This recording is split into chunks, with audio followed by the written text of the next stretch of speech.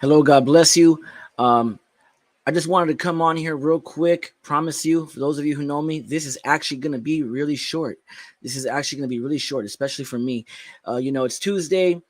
I took a vacation day so that I can get my 3 day weekend because I'm already off on Mondays. We had the holiday yesterday, Labor Day, and um, I'm already off on Mondays, so I always take a vacation day on the Tuesday to extend, and make sure I get my 3 day weekend because I'm one of the few people in the building that work Tuesday to Saturday. So it's Tuesday. It's a day off for me.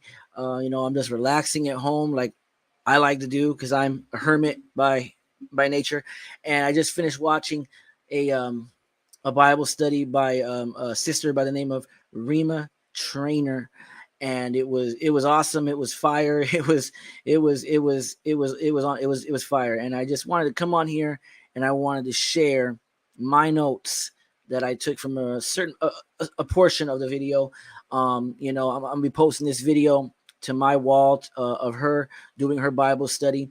So I just wanted to say that up front. These are just notes that I took, and I wanted to share with all of my friends, on Facebook, on social media. So, why do we come to Jesus? Why do we come to Jesus? Is it for what we can get out of Jesus? Let's be honest with ourselves, right? Like I'm always saying, let's keep it real. Let's keep it 100 with ourselves. Why do we come to Jesus? Is it because of what we feel we can get out of him, what we've been told we can get out of it, out of being a Christian? What's in it for me, right? We've all been guilty of saying that, and for so many reasons and so many situations. What's in it for me? What's in it for me, right?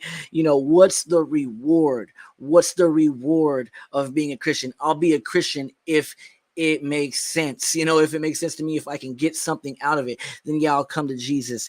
But what's the reward? And what is led is to a lot of Christians, a lot of believers walking around feeling entitled. Entitled is a word that is very well known in our society nowadays. Entitlements, and is used for different reasons. And this mentality of what's in it for me, Christianity, has led to so many believers walking around feeling self-entitled.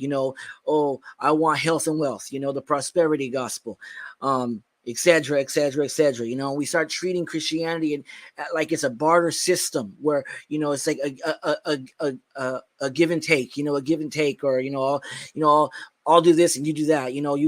I'll give you this, Jesus, and you give me that. Like a barter system, when Jesus is the reward. What's the reward? What's the reward of being a Christian? Jesus is the reward. And when we walk around as Christians feeling entitled, we get angry when God don't give us what we feel that we were entitled to. But what do you mean? What do you mean no, God? What do you mean? I agreed to be a Christian. You can't tell me no, And we get angry. We get angry and upset with God when we don't feel that we are getting what we feel that we're entitled to.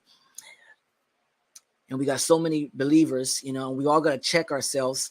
Are we walking around thinking about what's my destiny? What's my destiny? We're all guilty of that at one point or another, right? Some are in it, some are coming out of it. We've all been there, right? Is it about our destiny? Question mark. No, it's not about our destiny. What is in it for me? What is the reward? Jesus is the reward. And we need to renounce these so-called benefits that we feel entitled to. Okay, we feel entitled to these benefits that come along with being a Christian, right? We need to renounce these benefits. When we truly pursue God, things come by default. Blessings come by default, and we ain't even out for that anymore. So when we transfer over, when we make the shift from being entitled Christians where we expect the blessings of God and how we want them, when we come over to truly pursuing God, these blessings just come by default, and we're not even out for those anymore. And we're appreciating the small things, that really ain't small to God, because everything's big. But what we as humans would consider small blessings, we appreciate the small blessings when we truly pursue God. Like, oh God, wow, we see God in everything. Oh wow, I went a different way to work today. I never go that way, and I went this way, and there was a terrible accident on my usual route. Things like that. Things that we just take for granted, right? We start, and there's a million. That's just one. I promised it'd be a short video, so I won't go through them all. All the things that are coming in my head, right? So when we truly pursue God, these blessings come by default, and we ain't even out for it no more. We're just truly pursuing God. We need to love Jesus for who he is, not what he can do for us. And this came to me while I was listening to her Bible study. Unfortunately, so many of us have become gold digger Christians, okay? We've all seen the gold digger videos, the gold digger pranks on Facebook and all that stuff, and YouTube and all that. We know what the term gold digger means. There's songs about it, Unfortunately, this mentality, this mindset of entitled Christianity has led to gold digging Christians. Only saying we're following Jesus for how it can benefit us. That's gold digger Christianity. And that came to me while I was listening to her Bible study.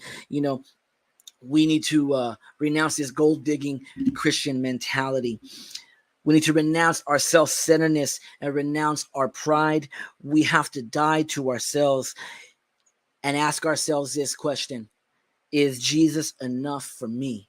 Is Jesus enough for me? In spite of circumstances, am I okay and satisfied with the eternal rewards over the temporary rewards? And we've all been there. Like I say, we were either in it or coming out of it. I was there myself. I've been coming out of that for a few years now. The temporary, so focused on what God can do for me while we're here on earth. I want this, I want that, I want this, I want that. And that's all, and it's all temporary. We need to look at it and go, it's temporary. What does it profit a man to gain the world and lose his soul, right? What does it profit a man to gain the world and lose his soul? All these things that we are so focused on here and now are temporary.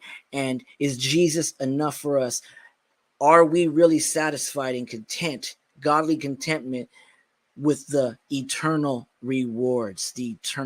I just wanted to share that real quick. This is like a 1 minute video for me. So it's going on 8 minutes. I thank you guys for listening. I'm probably gonna start doing more of these, just short little videos, on top of what I already do, because that's just me. So I thank you guys for watching. God bless. Have a